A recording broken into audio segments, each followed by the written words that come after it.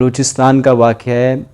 وہاں کے ایک صاحب بتا رہے تھے کہ ان کے گھر کے 18 افراد تھے، جن میں سے 17 افراد سیلاب کے اندر ڈوب گئے، وہ بیچارہ اکیلا رہ گیا۔ اللہم صل علی سیدنا و مولانا محمد۔ السلام علیکم ورحمۃ اللہ وبرکاتہ۔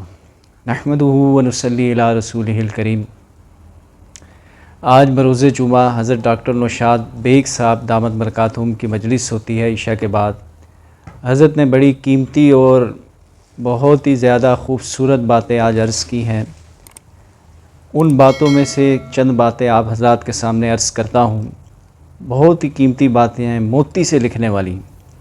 حضرت جی نے فرمایا کہ حضرت عائشہ رضی اللہ تعالیٰ عنہ نے ایک دفعہ عرض کیا، یا رسول اللہ، جب کوئی اللہ کا عذاب دنیا کے اوپر آتا ہے تو اس سے آپ کے نیک اور برگزیدہ لوگ بھی متاثر ہوتے ہیں۔ اللہ کے رسول صلی اللہ علیہ وسلم نے فرمایا، جس کا مفہوم ہے کہ ہاں عائشہ، جب خباثت غالب ہو جائے۔ مولانا یوسف بنوری رحمۃ اللہ علیہ نے مرنے سے پہلے یہ بات فرمائی کہ اس وقت دنیا کے اوپر اتنی خباثت غالب آئی ہوئی ہے کہ ڈر ہے کہ کہیں کوئی اللہ کا عذاب نہ آ جائے۔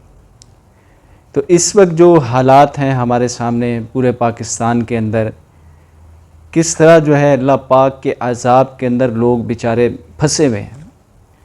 حضرت موسیٰ علیہ السلام نے اللہ پاک سے ایک دفعہ عرض کیا کہ اللہ، جب آپ ناراض ہوتے ہیں تو کیا ہوتا ہے؟ تو جو باتیں اللہ پاک جل شانہ نے فرمائی، اس میں سے ایک بات یہ فرمائی کہ میں بے وقت بارشیں کرتا ہوں۔ تو اس وقت جو بارشیں ہو رہی ہیں اور سیلاب کی صورت ہے پورے پاکستان کے اندر، بلوچستان میں، سندھ میں، خیبر پختونخوا میں سیلاب کی کیفیت ہے، اور سیلاب سے لاکھوں لوگ بیچارے پریشان ہیں، اس کی زد میں آئے ہوئے ہیں۔ لوگوں کے گھروں کے گھر اجڑ گئے ہیں، اور جن کے پورے خاندان تھے، پورے خاندان سیلاب کے اندر بہہ گئے۔ بلوچستان کا واقعہ ہے۔ وہاں کے ایک صاحب بتا رہے تھے کہ ان کے گھر کے 18 افراد تھے، جن میں سے 17 افراد سیلاب کے اندر ڈوب گئے، وہ بیچارہ اکیلا رہ گیا۔ اب بتائیں کہ اس بیچارے اکیلے بندے کی کیا کیفیت ہوگی؟ اور وہ کہہ رہا تھا کہ کاش میں بھی اس سیلاب میں بہہ جاتا، میں بھی ختم ہو جاتا، میری کیا زندگی رہی۔ تو یہ اللہ کا عذاب ہے، جو اللہ کے عذاب کی کیفیت ہے، اس کے اندر مجھے اور آپ کو کیا کرنا چاہیے کہ ہر طرف جہاں دیکھیں مسلمان پریشان ہیں، لوگ پریشان ہیں، اللہ کی طرف سے حال آیا ہوا ہے۔ تو اس وقت جو ہے حضرت جی نے فرمایا کہ ہمیں 3 کام کرنے کی ضرورت ہے۔ سب سے پہلا کام کیا ہے کہ رجوع الی اللہ، اللہ کی طرف متوجہ ہونا۔ قرآن پاک کے اندر اللہ پاک جل شانہ نے جو نبیوں کے واقعات ہمیں بتائے ہیں، جو قوموں کے واقعات ہیں، وہ ہمیں اس بات کا درس دیتے ہیں کہ حال کے آنے کے اوپر اللہ کی طرف توجہ کرنی ہے۔ حضرت ابراہیم علیہ السلام کا واقعہ ہے کہ جب نمرود نے حضرت ابراہیم علیہ السلام کے لیے ایک بہت بڑی آگ بھڑکائی، کتنے اس نے مہینے اس میں آگ بھڑکانے میں لگا دی، اتنی بڑی آگ اس نے لگائی کہ کوئی اس کے قریب نہیں جا سکتا تھا۔ حضرت ابراہیم علیہ السلام کو اس آگ میں ڈالنے کے لیے اس نے ایک بہت بڑی منجنیق بنوائی۔ تو منجنیق کے ذریعے سے حضرت ابراہیم علیہ السلام کو آگ میں پھینکا گیا۔ جب حضرت ابراہیم علیہ السلام کو منجنیق سے آگ میں پھینکا جا رہا تھا تو فرشتے آ گئے۔ حضرت جبرائیل علیہ السلام بارش کا فرشتہ اور ہوا کا فرشتہ لے کے آ گئے اور عرض کیا حضرت ابراہیم علیہ السلام نے، آپ فرمائیں کہ میں اپنے ساتھ بارش کا فرشتہ لے کے آیا ہوں، ہوا کا فرشتہ لے کے آیا ہوں، ان کو حکم دیں کہ یہ آگ کو بجھا دیں گے۔ تو حضرت ابراہیم علیہ السلام نے فرمایا، تمہیں اللہ نے بھیجا ہے؟ انہوں نے عرض کیا کہ اللہ نے تو نہیں بھیجا، لیکن ہم اجازت لے کے آئے۔ تو حضرت ابراہیم علیہ السلام نے فرمایا کہ پھر مجھے تمہاری کوئی ضرورت نہیں، میرے لیے اللہ ہی کافی ہے۔ اللہ کی طرف متوجہ ہو گئے، رجوع الی اللہ کر دیا۔ اتنا بڑا حال آیا ہوا ہے، اکیلے ہیں، آگ کے اندر ڈالا جایا، اللہ کی طرف توجہ کی۔ اللہ نے براہ راست حضرت ابراہیم علیہ السلام کی مدد فرمائی، براہ راست آگ کو حکم دیا کہ میرے ابراہیم خلیل کے لیے سلامتی والی ٹھنڈی ہو جا۔ جب حضرت ابراہیم علیہ السلام کو آگ سے نکالا گیا تو کسی نے ان سے پوچھا کہ وہ آگ کے اندر آپ کے جو 40 دن گزرے تھے وہ کیسے تھے؟ تو حضرت ابراہیم علیہ السلام نے فرمایا، میری زندگی کے بہترین دن تھے وہ جو آگ کے اندر گزرے۔ حضرت موسیٰ علیہ السلام کا واقعہ کہ آپ جو ہے اپنی قوم کو لے کے نکلے، پیچھے فرعون کا لشکر تھا، آگے بحر قلزم دریا آ گیا۔ تو ان کی قوم نے ان سے عرض کیا کہ آپ نے تو ہمیں مروا دیا۔ حضرت موسیٰ علیہ السلام نے فرمایا ہرگز نہیں، میرا اللہ میرے ساتھ ہے۔ اللہ کی طرف متوجہ ہو گئے، اللہ نے دریا کے اندر 12 راستے بنا دیے اور ساری قوم اس سے پار ہو گئی۔ حضرت یونس علیہ السلام کا واقعہ ہے کہ مچھلی نے انہیں نگل لیا۔ اللہ پاک نے ان کا واقعہ قرآن میں اس طرح بیان فرمایا، اس کا مفہوم ہے کہ 3 اندھیروں کے اندر، ایک رات کا اندھیرا، ایک سمندر کا اندھیرا، ایک مچھلی کے پیٹ کا اندھیرا، 3 اندھیروں کے اندر حضرت یونس علیہ السلام اللہ کی طرف متوجہ ہوئے اور کیا دعا کی، لا الہ الا انت سبحانک انی کنت من الظالمین۔ اللہ پاک فرماتے ہیں کہ حضرت یونس علیہ السلام اگر اس طرح مجھے نہ پکارتے تو وہ قیامت تک مچھلی کے پیٹ میں رہتے۔ اللہ پاک نے ان کی مدد فرمائی اور صحیح سلامت انہیں مچھلی کے پیٹ سے نکال دیا۔ تو یہ رجوع اللہ، حال کے آنے کے اوپر اللہ کی طرف متوجہ کرنا۔ رسول اللہ صلی اللہ علیہ وسلم ایک دفعہ درخت کے نیچے آرام فرما رہے تھے، ایک کافر نے دیکھا کہ آپ اکیلے ہیں، سوئے ہوئے ہیں، تو وہ آیا اور آپ علیہ السلام کی تلوار اٹھا کے اور آپ علیہ السلام کو اٹھایا اور کہنے لگا کہ تجھے مجھ سے کون بچائے گا۔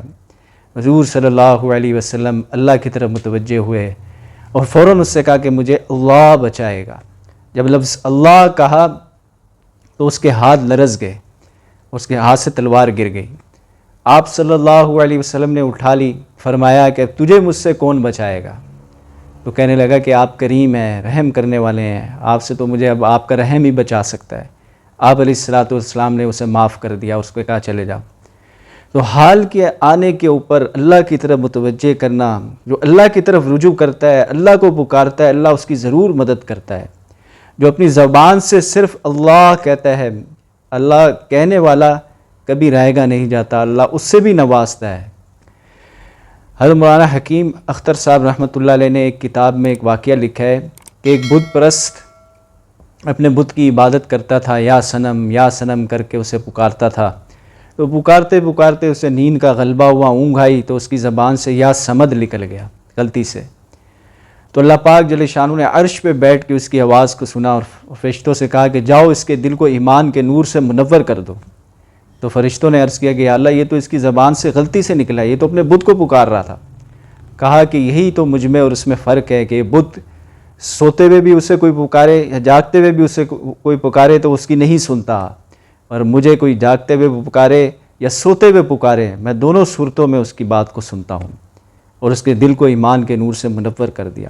تو لفظ اللہ کہنے والا بھی اعزاز سے خالی نہیں رہتا، اللہ اس کی بھی مدد کرتا ہے۔ تو اللہ کی طرف رجوع کرنا حال کے آنے کے اوپر، یہ ہمیں اس امت کو سکھایا گیا ہے۔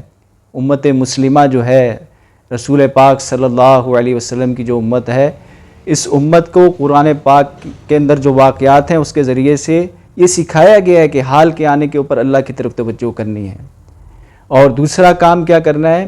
صلہ رحمی ہے، لوگوں کی مدد کرنا، جس طریقے سے، جس ذریعے سے ہو، جس ذریعے سے ہم لوگوں کی مدد کر سکتے ہیں اس ذریعے سے ہم جا کے لوگوں کی مدد کریں۔ اس وقت لوگ ایسی پوزیشن میں آئے ہوئے ہیں کہ وہ بیچارے ان کے پاس کچھ بھی نہیں ہے، سب سامان ان کا اجڑ گیا، پانی میں بہہ گیا، سارے لوگ افراد بہہ گئے، جانور مویشی سب کچھ ان کا ختم ہو گیا۔ ایسے موقع کے اوپر اگر کوئی جا کے ان کو تسلی بھی دے دے گا، یہ بھی ان کے لیے بہت بڑی بات ہے۔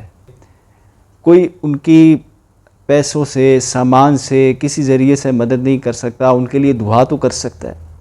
میں اور آپ کم سے کم یہ تو کر سکتے ہیں کہ 2 نفل پڑھ کے ان کے لیے دعا کریں کہ یا اللہ جو عذاب کے اندر اور ان سیلاب کے اندر جن کا سب کچھ بہہ گیا، ختم ہو گیا، اللہ اپنے فضل سے ان کے نقصان کی تلافی کر دے۔ ہم صحابہ کے واقعات دیکھیں کہ صحابہ کیسے لوگوں کی مدد کیا کرتے تھے۔ یہ ہماری شریعت کا ایک حصہ ہے، لوگوں کی مدد کرنا، لوگوں کے کام آنا ہمارے دین کا ایک حصہ ہے۔ حضرت عمر رضی اللہ تعالیٰ عنہ جب خلیفہ تھے، رات کے وقت حرہ کی طرف جا رہے تھے، دیکھا کہ ایک عورت جو ہے آگ اس نے جلائی ہوئی ہے، آگ کے اوپر ہانڈی رکھی ہوئی ہے اور بچے پیچھے رو رہے ہیں۔ قریب گئے اور جا کے اس سے پوچھا کہ بھئی یہ ہانڈی میں کیا رکھا ہوا ہے اور یہ بچے کیوں رو رہے ہیں؟ تو اس عورت نے کہا کہ بچے بھوک سے رو رہے ہیں اور ان کو بہلانے کے واسطے پانی ہانڈی کے اندر رکھا ہوا ہے، کھانے کے لیے کچھ نہیں ہے۔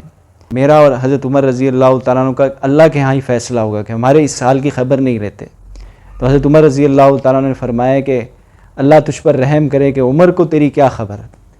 تو کہنے لگی کہ وہ ہمارے خلیفہ بنے ہیں، ان کو ہماری حال کی بھی خبر نہیں۔ حضرت عمر رضی اللہ تعالیٰ عنہ ان کے ساتھ ان کے غلام تھے حضرت اسلم رحمۃ اللہ علیہ، ان کو ساتھ لیا، جلدی سے بیت المال سے ایک بوری کے اندر چند چربی اور کھجوریں اور کچھ آٹا اور کچھ کپڑے سامان وغیرہ بھرا، اور اپنے غلام سے کہا کہ اس بورے کو میرے کندھے پہ رکھ دے۔ انہوں نے عرض کیا کہ میں اسے اٹھا لیتا ہوں۔ کہا کہ قیامت کے دن بھی کیا تو میرا بوجھ تو ہی اٹھائے گا؟ اس کو میں ہی اٹھاؤں گا، اس کو میرے کندھے پہ رکھ دے۔ اس کو کندھے پہ رکھا اور تیزی سے اس کے پاس لے کے گئے، جلدی جلدی خود جو ہے وہ ہانڈی کے اندر سالن بنایا، ساری چیزیں ڈال کے سالن تیار کیا، بچوں کو کھلایا، اور وہ سیر ہو کے کھا کے ہنسی خوشی کھیلنے لگے۔ تو اس عورت نے کہا کہ آپ اس کے مستحق تھے کہ حضرت عمر رضی اللہ تعالیٰ عنہ کی جگہ آپ کو خلیفہ بنایا جاتا۔ حضرت عمر رضی اللہ تعالیٰ عنہ نے اس سے فرمایا کہ تم کل وہاں آ جانا، تمہارے لیے انتظام کر دیا جائے گا، میں بھی وہی ہوں گا۔ اس طرح صحابہ اکرام لوگوں کی مدد کیا کرتے تھے۔ اس وقت جو حالات ہیں ہم سب کے سامنے ہم دیکھ رہے ہیں، ہم اپنے گھروں میں آرام سے سکون سے بیٹھے ہوئے ہیں، لیکن لوگ بیچارے پریشان ہیں، ہماری امداد کے منتظر ہیں۔ تو جس کے پاس جو ذرائع ہیں وہ اسے استعمال کرے، وہ سامان لے کے پہنچ سکتا ہے سامان لے کے پہنچے، وہ پیسوں کے ذریعے سے امداد کر سکتا ہے وہ پیسوں کے ذریعے سے امداد کرے، زکوٰۃ کے ذریعے سے، صدقات کے ذریعے سے، وہ دعاؤں کے ذریعے سے ان کی مدد کر سکتا ہے تو ان کے لیے دعا کریں۔ اور تیسرا کام ہم نے یہ کرنا ہے کہ ہم نے توبہ استغفار کرنی ہے اور اللہ کی طرف خوب رجوع کر کے اپنے گناہوں سے توبہ کرنی ہے۔ یہ ہم سب کے گناہوں کی نحوست ہے جس کی وجہ سے اللہ کا عذاب آیا ہے۔ اسی لیے اللہ پاک قرآن میں فرماتے ہیں خشکی اور تری پہ جتنے حالات ہیں وہ تمہارے اپنے عمل کی کمائی ہے۔ تو ہم یہ نہ سمجھیں کہ ہم تو بڑے نیک ہیں اور یہ ہماری وجہ سے نہیں ہو رہا، ان کے اوپر اللہ کا عذاب آیا ہوا ہے، وہ گناہ گار تھے، یہ بات ہمیں نہیں سوچنی چاہیے۔ ہو سکتا ہے میں اور آپ ان سے زیادہ گناہ گار ہوں، وہ بیچارے نیک ہوں، تو یہ ہمارے گناہوں کی نحوست ہے جس کی وجہ سے اللہ کا عذاب آ رہا ہے۔ خوب اللہ سے رو رو کے توبہ کریں، استغفار کریں اور اپنے گناہوں کی معافی مانگیں۔ استغفار کی برکت سے فرمایا کہ اللہ پاک ہر تنگی میں سے راستہ عطا فرماتے ہیں، اور استغفار کی یہ برکت ہے کہ اللہ پاک ہر مسئلہ استغفار کی برکت سے حل کر دیتے ہیں۔ تو اس لیے خوب توبہ استغفار میں لگیں، اللہ پاک جو ہے اپنا عذاب ہم میں سے ٹال دے اور اللہ پاک ہماری مدد فرمائے، اور خصوصاً وہ لوگ جو بیچارے مصیبت کے اندر پھنسے ہوئے ہیں اللہ پاک ان کی کامل طریقے سے مدد فرمائے اور ان کے نقصان کا غیب سے ازالہ فرمائے۔ السلام علیکم ورحمۃ اللہ وبرکاتہ۔